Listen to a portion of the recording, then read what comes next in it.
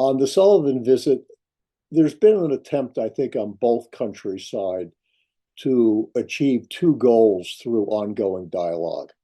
One is to make sure that each side understands what the other's priorities are and what their red lines are.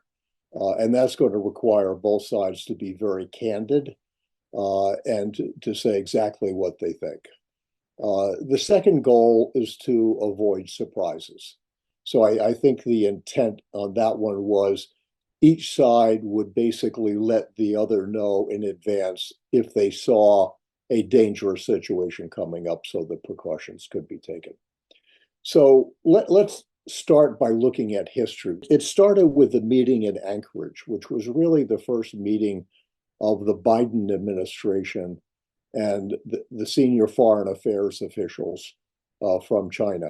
Unfortunately, Secretary of State Blinken started with a diatribe against China. It wound up having a private conversation between the two sides, and that was probably more constructive, but it got off to a very rocky start. So after Anchorage, the next thing that happened is Pelosi made her unsanctioned trip to Taiwan, which obviously was very upsetting to the Chinese because it was the first time a Speaker of the House, a very senior position in the line of succession, actually visited Taiwan.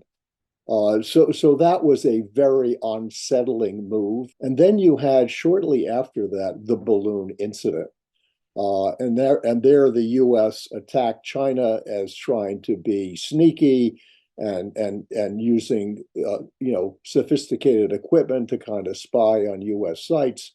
China came back and basically said that the U.S. was overreacting. So if you take those three incidents, the relationship was probably getting close to an all-time low. So Wang Li took the lead for China, and for the U.S., they went to the National Security Advisor, Jake Sullivan. So they met in Vienna. The general sense you get is coming out of the Vienna meeting for the two of them was the building of a good, solid relationship and one that was based on mutual trust, which was very important. And so after that meeting, Sullivan and Wang met in Malta, and then they had another meeting in Thailand. So, they were moving pretty steadily towards what I would call a trust-based relationship, not openly disagreeing on many issues, but no question that they were there for the constructive win-win purpose. And so my understanding of the meeting in Beijing, it further advanced that discussion.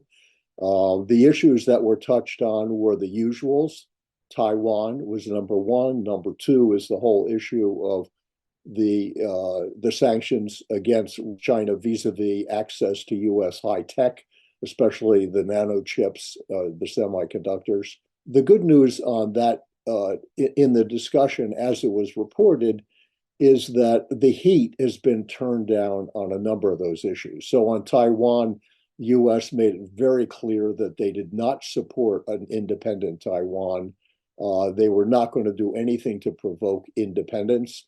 And I think on the technology issue, what's becoming increasingly real and apparent is that China is very difficult to slow them down in terms of technology advancement.